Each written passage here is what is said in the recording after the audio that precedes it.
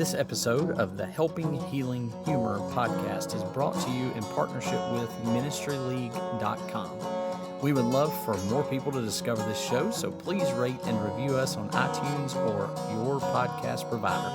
Feel free to share on your social media and subscribe at benandtravis.com for the free ebook, 28 Days of Focused Living. Welcome into the Helping Healing Humor podcast with Ben and Travis, and of course, Will Myhan.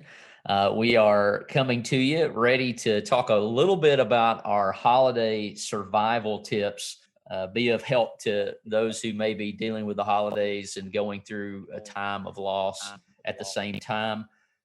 We have Ben and Will, as I mentioned, and we have the awesome Cayron Mann with us. How are you doing? I'm doing great. Thanks, Travis. It's great to be here. We're happy to have you. Obviously, this would be, I guess, your third appearance on the podcast. You are a most valuable person to all of us. MVP. We lean on you for ideas and things that we can do, not only of the mental health aspect, but also the humor. You've given us some good ideas for videos at CYC and things of that nature. So we just are so thankful for you as our sister in Christ. But for those that may not know and may not have heard the previous episode that you were on or episodes that you were on, tell us a little bit about yourself and all the things that you do, and especially your kingdom work as far as mental health and other things as well. I appreciate just being here with you guys. Love listening to the podcast and all that y'all reach out and do. What I do, I guess, on a daily basis, I'm a licensed professional counselor, and I'm pleased to work with the great people at Serenity Counseling in Florence, Alabama.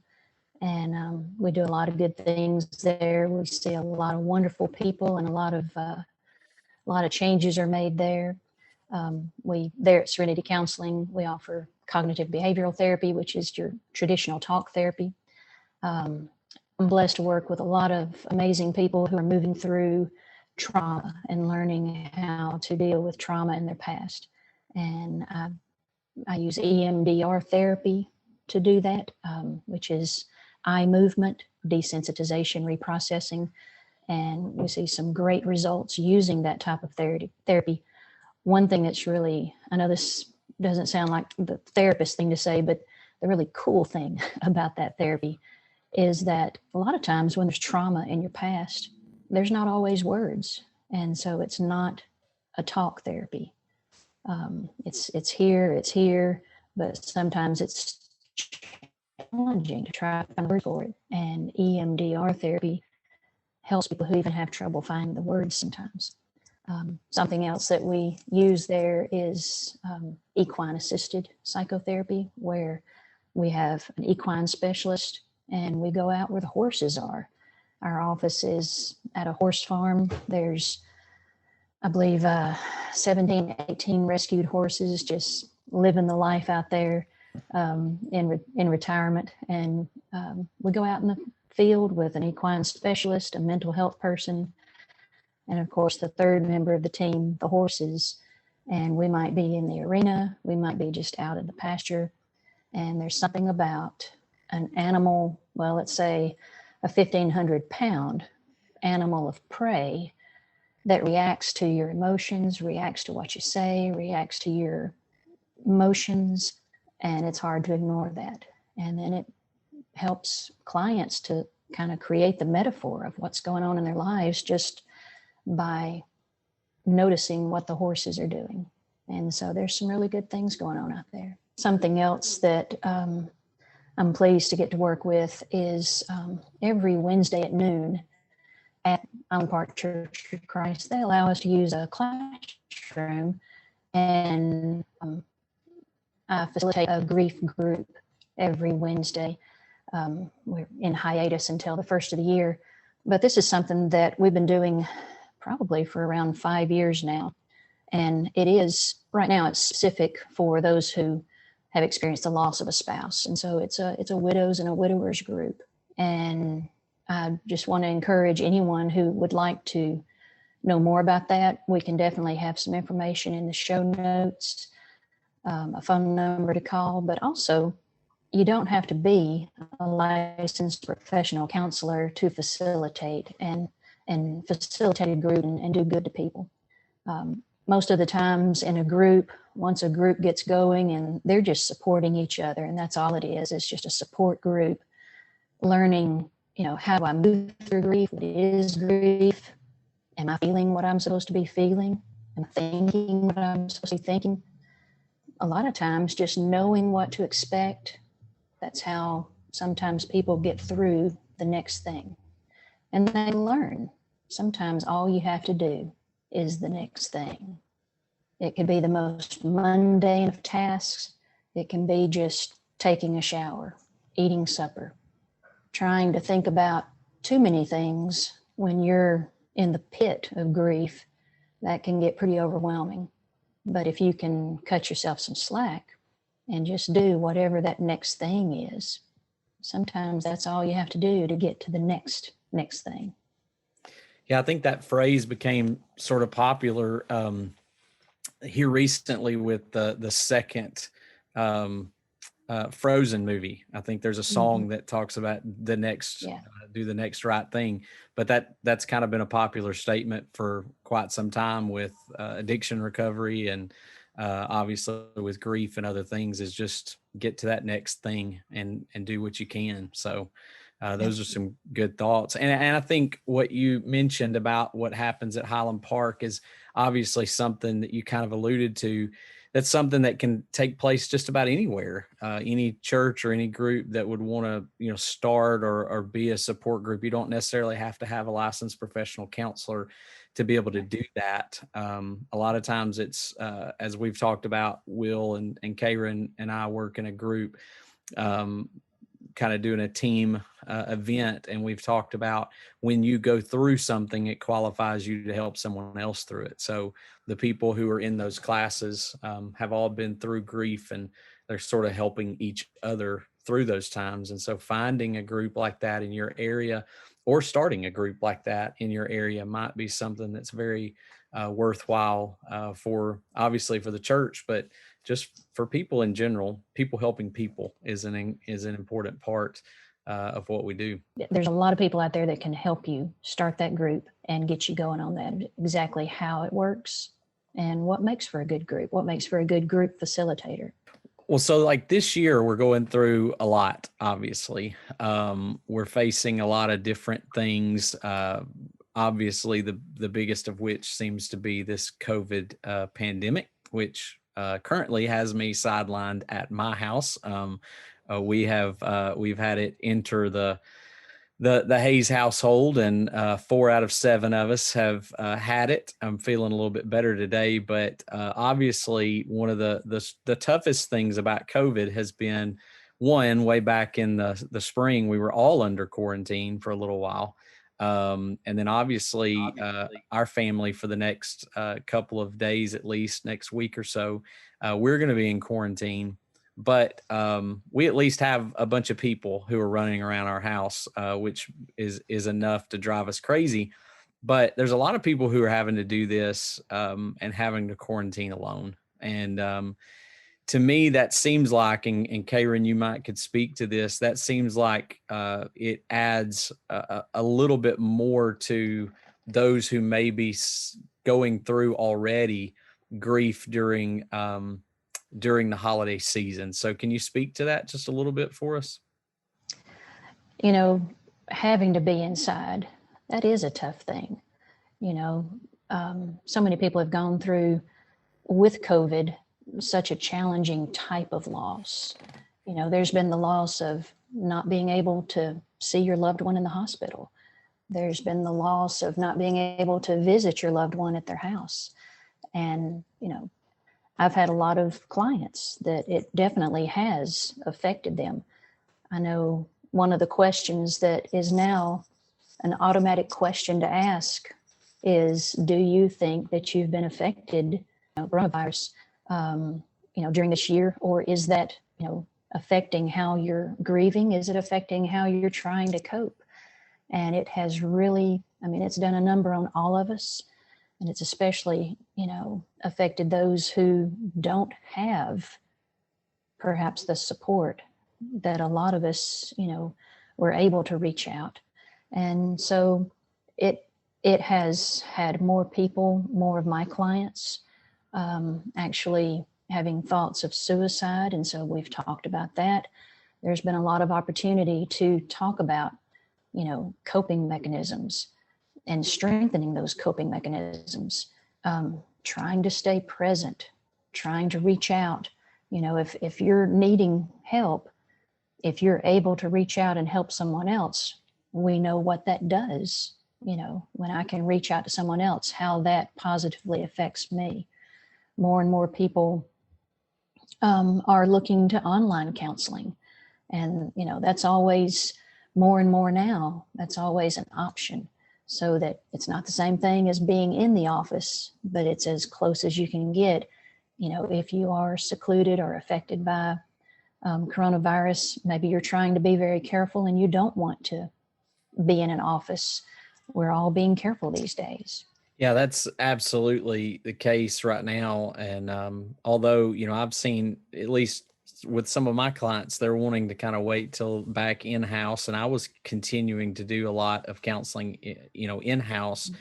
But I know that you've seen a big uptick in that, and a lot of other people have too. And so some of it's just what people are comfortable with. And but certainly it seems like, at least in the Alabama area where we're at, North Alabama, South Tennessee for Travis, it seems like it has been a definite uptick in the COVID numbers and all of those things. I know Will was talking about this morning at Highland Park, at the time of this recording this morning in Highland Park, that the numbers were kind of down because there was a lot of people out as well, right, Will? Yeah, Lindsay and I have been kind of trying to reach out to our families, and we've trying to drive to about 50, 60 houses the past 2 days. And it seems like every other house is, hey, we'll yell at you from the yard, just set it on the front door. Yesterday we were yelling at some of our kids dancing in their front yard, just trying to make them happy, because it's, they said, we haven't seen anybody. And one of the parents actually texted us and said, at the end of the night, they were asking their kids what was the best part of the day. And one of the little boys goes, the random man and woman that danced in our front yard. Yeah. And it's like, we haven't seen that family since probably February, to the point that their kids didn't even really remember who we were. We're just the crazy adults dancing in their front yard, bringing them candy, so it's definitely, I think a lot of times we think about the adults and the elderly and everything they're going through, but there's a lot of kids that are going through some pretty serious stuff as well. Lindsay went to visit my mother-in-law, her mother, their business, and Amy was not comfortable to walk into the store, and they were trying to figure out what's keeping her from wanting to walk into the store. And then we realized she hasn't been in a store in probably a year, just because we've done all the grocery pickups and different things there. So just a lot of crazy stuff going on for sure. I don't think we've seen the end of the issues of, being housed or being, staying at home so much. Whether I know there'll be people who argue whether that was the right call or the wrong call. But just the fact of the matter, whether it was right or wrong, us being cooped up, so much during this time is difficult, and it's just the reality of it. Yeah. And it's going to be a thing that I think we'll deal with for a while. I think people will continue to deal with some of that even after some of the things are lifted, just because we're made to be communal people. We're supposed to be together. And when we are not able to be together, there are issues that take place. And thankful for people like Cayron who work with people who've gone through those traumas and obviously will be a great help to people after the fact. And, just thinking about so many things that we don't have control over. And as Will mentioned, it's a reality. Learning how to stay grounded noticing what are the things that I do have control of. I can control a lot of things when I think about it. I can make a list of all the things that I can't control, and maybe that's helpful sometimes. Actually writing it down so I can observe it, and that way I don't have all these racing thoughts in my head of the things that I don't know.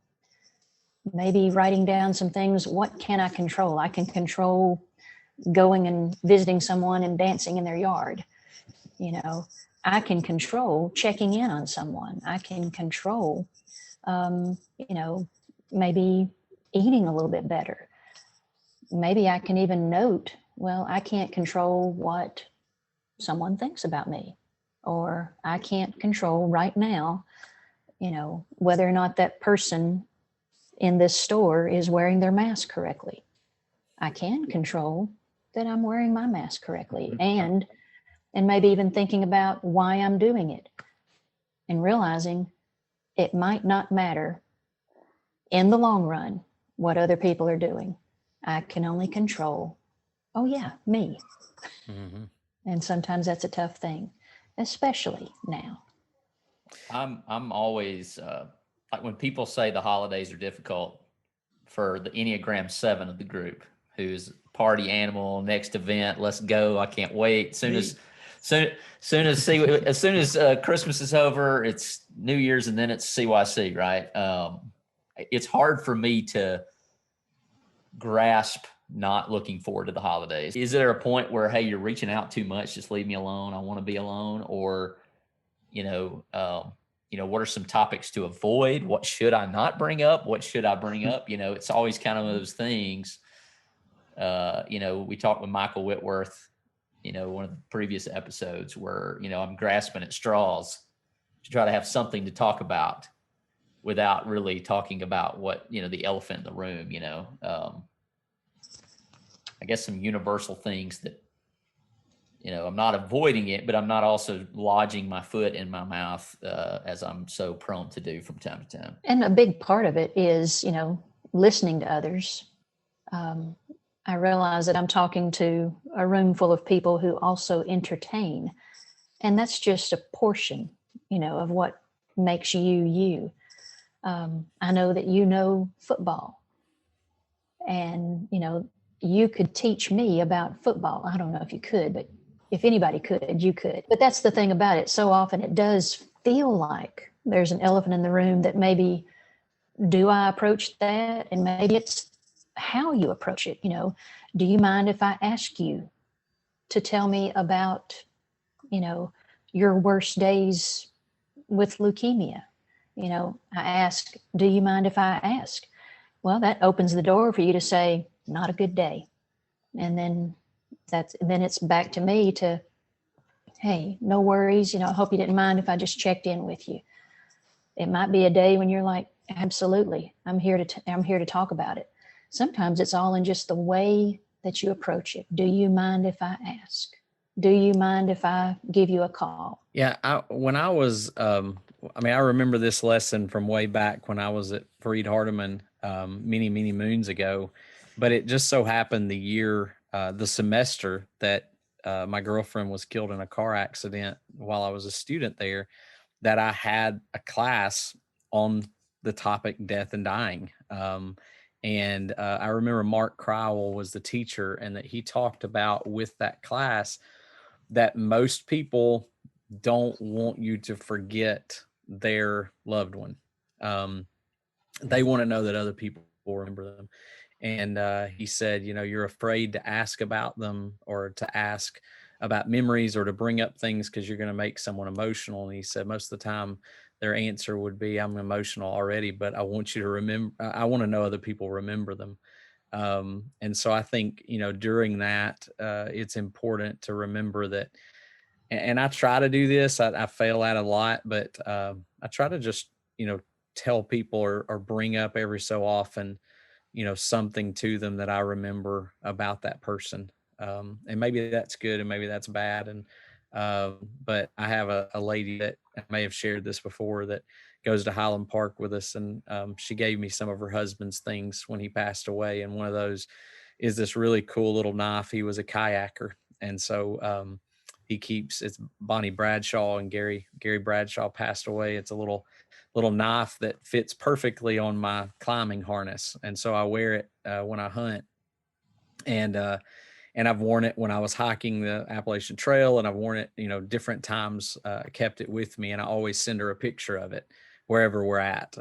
And so a couple of weeks ago, I killed a bobcat, and I said we had a new experience together, and I sent her that picture, and we had this good little conversation about it. But has always said that it means a lot when, I send those pictures, because it's kind of a little piece that lives on. And I think that that's important for people to know that they're not the only ones thinking about their loved ones during those holidays and just generally, I think, all times. I think to piggyback off of what, Travis asked, we joked earlier that Travis and I get, a free counseling session since both of you are counselors here. But I know, like in my family, and all of we've talked about this on the podcast before, with my father-in-law passing away earlier this year, we're kind of entering into that first year. And then you throw loss and grief on a first year in the middle of a pandemic. Maybe the two of you could speak, one, to, families going through that first year, but then also it not being necessarily my father, a father figure, but even those that are maybe a little bit on the outside trying to help the family as well.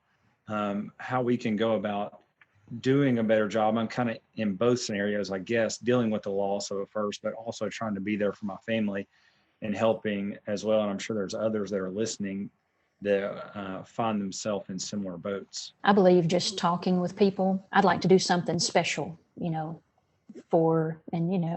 them by name, or, the relationship. I'd like to do something special to remember your dad or your mom or your best friend. And I was thinking about, whether it's making a donation to something that was important to them.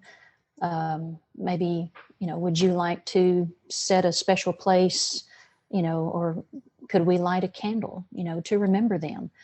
And definitely, I want to be sure that we share some stories. Is there a time during our celebration that we can perhaps, and, they can say, no, I don't want to do that. Or they can, wow, I hadn't even thought about that. That's what else could we do? Could we have some items that, were very special to them or help us remember them in a very special way? Because holidays, while they are difficult to move through, sometimes that can be some of the most special moments to remember and share those stories. I think we had a guest on, I think it was Denise Willingham, that talked about how they did that with John, and that he loved a certain candle. I don't remember what the scent was, but that every year she gave that Christmas candle cookie, out. I believe. Christmas cookie. Don't tell me how I remember that, but but they handed those out to everyone in the family, and that's what they would do. They would all light them and just sort of have a moment of reflection to remember him. And I thought that was a really cool thing. I know other people who've just sort of changed their Christmas, where they celebrate Christmas, just because it's easier for them to do that. And I don't think there's a right answer. I don't think there's a wrong answer. I think it's it's like grief in general. It's finding what works and what helps maybe remember the old times, but also create sort of new norms. I know one of the grief books that I've read and used and other people have used talks a lot about, that's kind of that one of those stages, not that Kubler-Ross mentions, but sort of one of the stages that he mentions is, establishing those new norms of whatever that's going to be. And a lot of times that incorporates the old and the new, to make those special times. Well, we have a lady in our Wednesday grief group, and this will be the second Christmas without her spouse. And something that she always does, and something that I think this is what they've done, not just with holiday get-togethers, but family get-togethers. She made sure she had her husband's favorite candy bar there, and it may sound kind of simple, but that just opened the door for reminiscing, that ball of emotions to just sort of unravel. And it allowed for some sadness. It allowed for some happiness. It allowed for joy.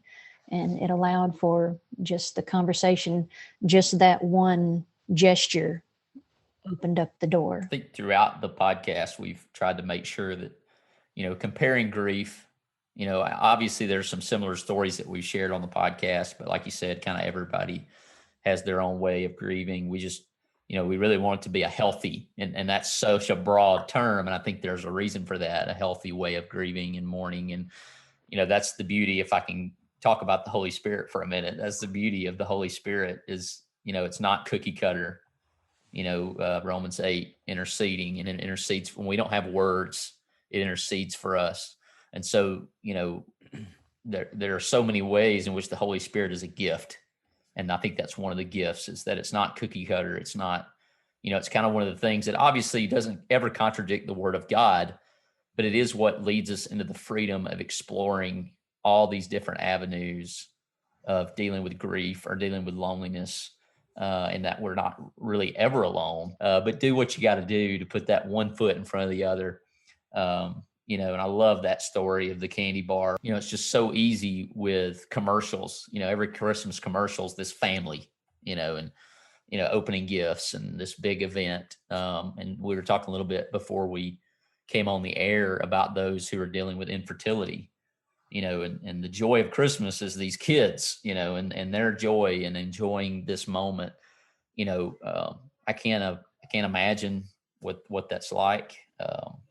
We've had guests on who've talked about that, but even from an empty nester to someone who's unable to have children, Christmas can be a difficult time. What are some in the moment tips for people dealing with loneliness, whether they're single, empty nesters, or dealing with infertility or whatever that may be? I tell you what, back in the 90s, before the turn of the century, and early 90s, mid 90s, that was something that, that I and my husband struggled with. We're like, when are we going to be parents, and nothing's working. And, it's tough. I'd get to where I would turn inward, and there were certain devotional songs. Don't want to hear it, and because it just reminded me of, perhaps instead of where I was right then, it was reminding me of where I wasn't right then. And I had, of all things, I learned so much from my students that I was supposed to be teaching. But I remember I would talk sometimes maybe a little bit too much about, I just want to start a family. We're ready to start a family. And I had a student, and if she hears this, she may remember that she's the one that blurted it out to me gently. She said, when y'all got married, isn't that when y'all became a family? And I was like, that was a very wise thing that I needed to hear, to remember that we were a family. It's not that, yes, adding children was, and, the hope and the prayer, but we were indeed already a family. And she just gently said, Adam and Eve were a family, before the kiddos came along. Also, it started pointing us at, well, maybe it's not up to us. And that's what we started praying about. It's not up to us. It really is up to God. And, we waited until 2001, and lo and behold, it couldn't have happened until 2001. It couldn't have happened until a few years later, at that point, when I felt like I was at the deepest spot. And my husband, Sam, he's trying to support and trying to do what he can and doesn't have the answers. And it was when we realized it was not up to us. No matter how hard we were, talking and reading and going to doctors and all that, it really was not up to us or them. we did hand it all over to God. And, now he's at Freed Hardeman. I mean, he's a great guy, proud of him, but it's that unknowing sometimes that's so hard. People who are single, people who are, wanting something, they're feeling very lonely. I think establishing very clear boundaries at the holidays can be very effective. And, those that are listening to this and watching it, more than likely, perhaps they already have set up some very good boundaries. And what I mean by boundaries is it's okay to say no. I had someone explain to me one time, no is a complete sentence, no, period. Well, we're having a get together. Y'all come. Well, maybe, if you're an empty nester, or maybe you're feeling, very single, maybe it's just going to bring up a lot of memories of, maybe there's going to be too many kids. Maybe there's going to be somebody there that you love them, but you don't want to be reminded. Maybe it's someone who is pregnant. Maybe you love them, you just can't be there right then at that moment. It's okay to say, no, not this time. It's not an easy thing to say, but it is perfectly okay to say no to some get-togethers.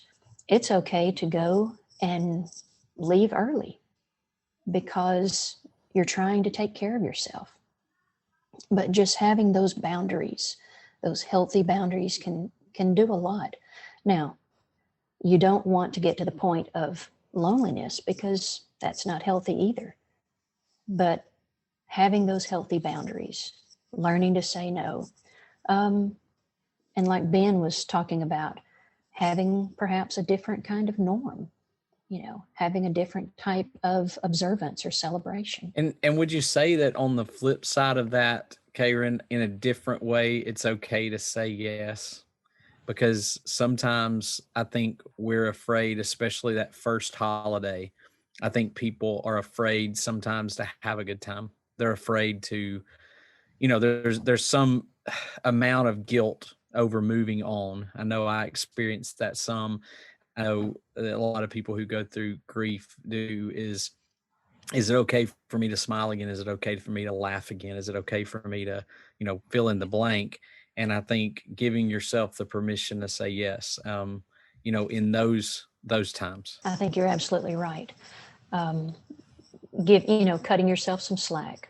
Yeah, I'm still honoring my special person who died by going and having a good time. Yeah, and just that emotions are emotions. It's okay to cry. It's okay to laugh. None of those things are wrong in and of themselves. And recognizing that, experiencing all those emotions during the holidays or during every day during the the year, whatever it may be, but just giving yourself permission to experience all of the feels, whatever they are. Kind of like what you said. I remember when Lindsay's father passed away, even now we kind of smile about it in some scenarios when she'll be feeling some emotions, or I'll be feeling some emotions after being at Decatur, or just something that reminds us of him. And we'll both kind of look at each other and go, yeah, these emotions are validated. They're real. And then we'll kind of smile and go, we've been talking to Ben and Cayron too much. It's just right off the bat, it's just always there. But that's something that's helped us, to be able to look at it and go, everything I'm feeling is real. And I have, it's okay for me to feel, this way. And so I agree with you. That's helped us. And it's even encouraged to, we call it leaning into your emotions.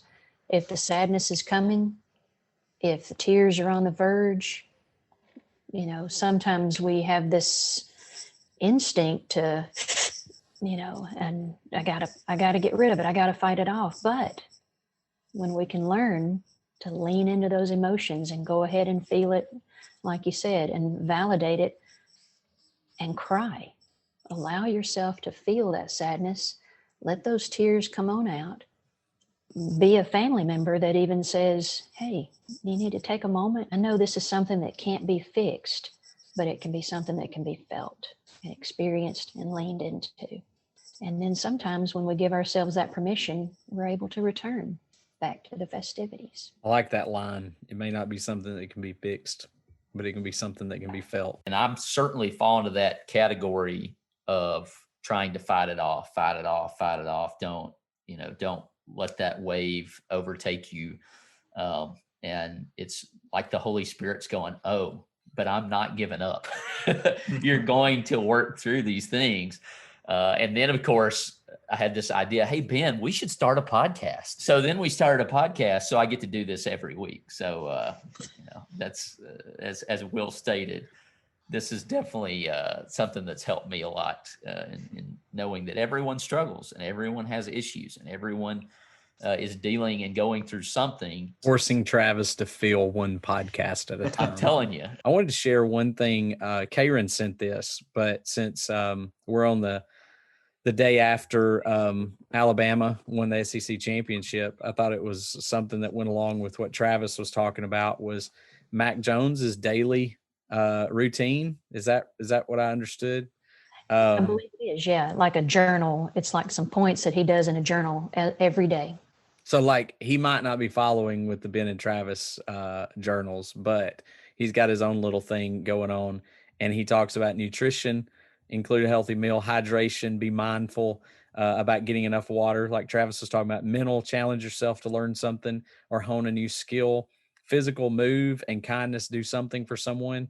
I thought, man, that's a pretty good recipe when Cayron sent that to us, just about surviving the holidays, surviving difficult times, surviving if you're in quarantine or whatever, just do those simple things. That's kind of like, it sounds a lot like doing the next right thing that Cayron brought up at the beginning. Yeah, a daily checklist that he tries to hit all 5 of those things every single day.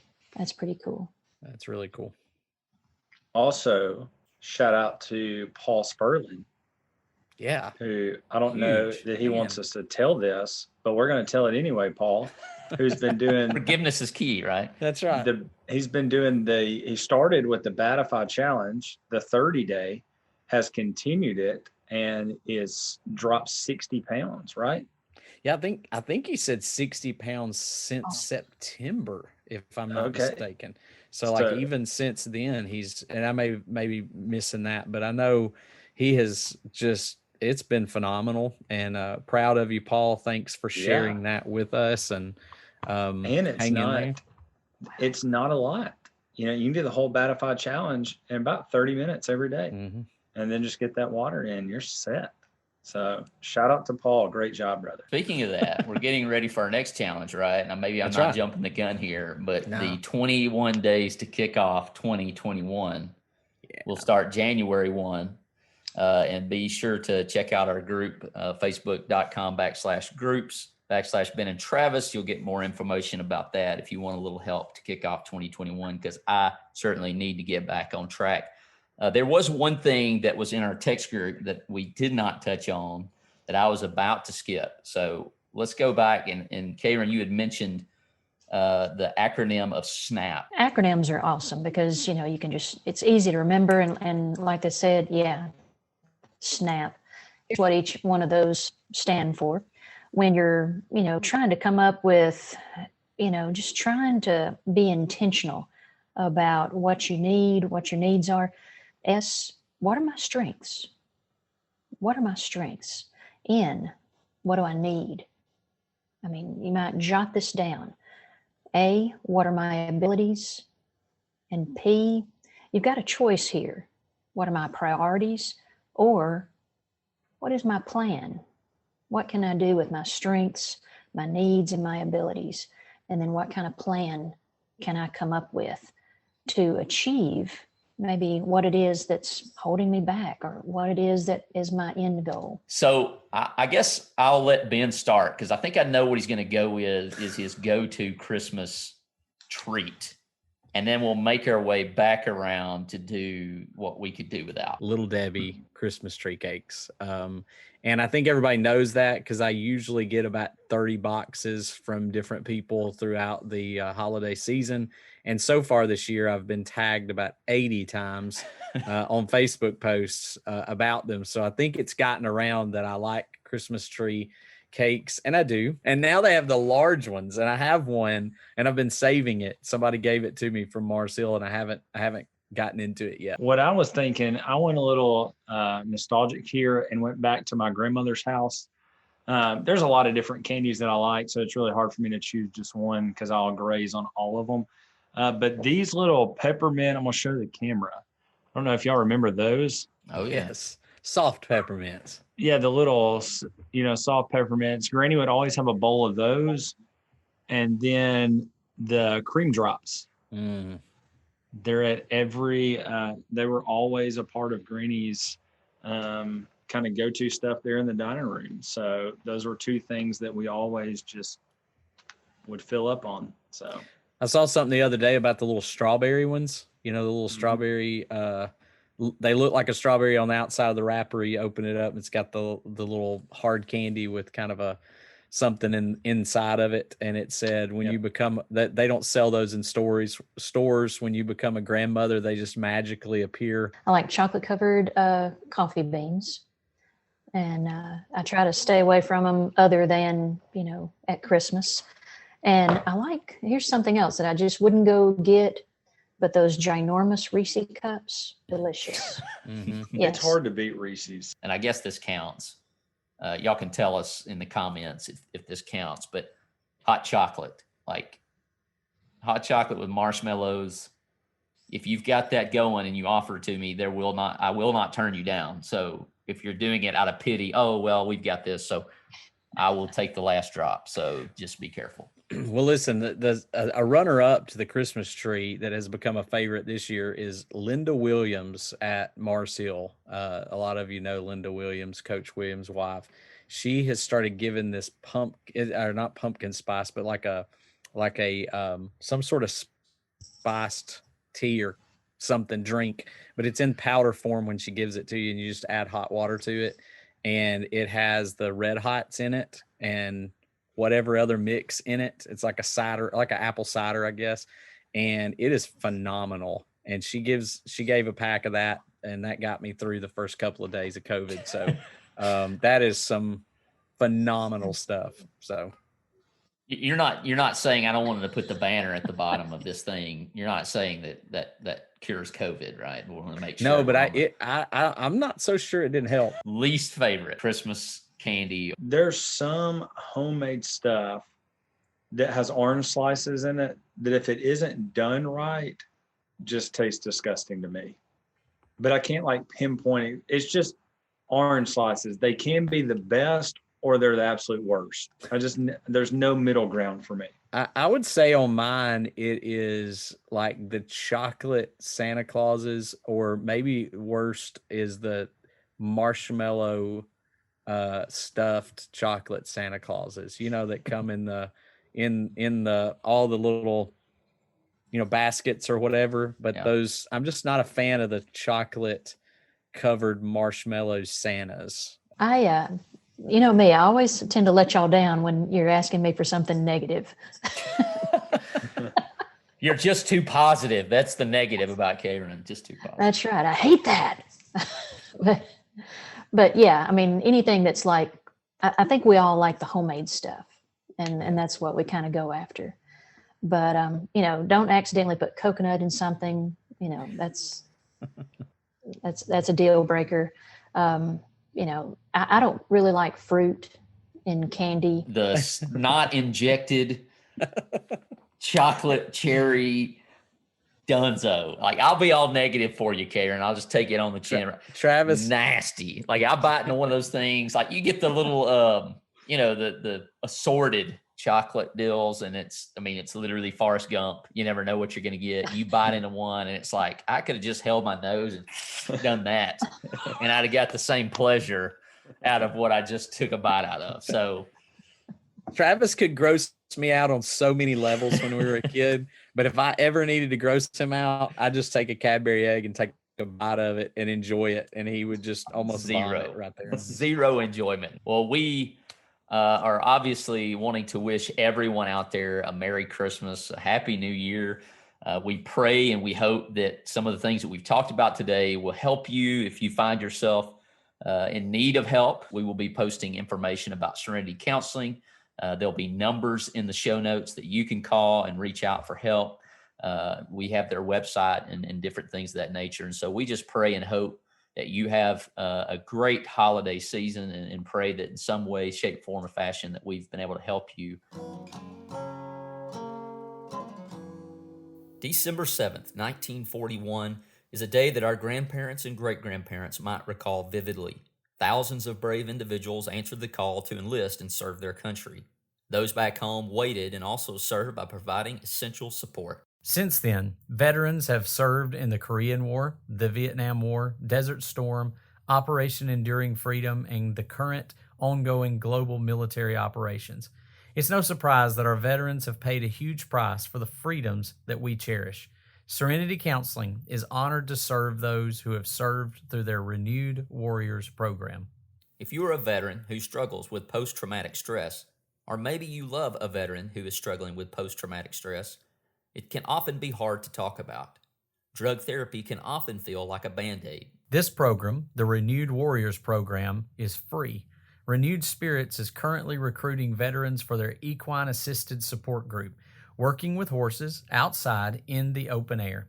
Give them a call or check out their website for more information and to be a part of this group. They'll let you know the details. All you have to do is report for duty.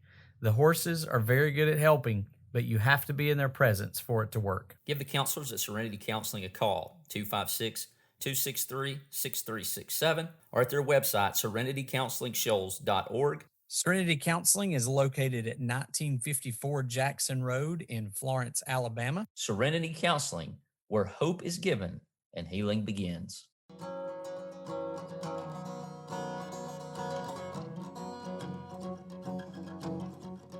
Thanks for being with us for this episode of the Helping Healing Humor podcast. Be sure to download our free ebook, 28 Days of Focused Living, at benandtravis.com and receive all of our Helping Healing and Humor extra content directly in your inbox. We look forward to having you join us at the same Ben and Travis time, same Ben and Travis channel.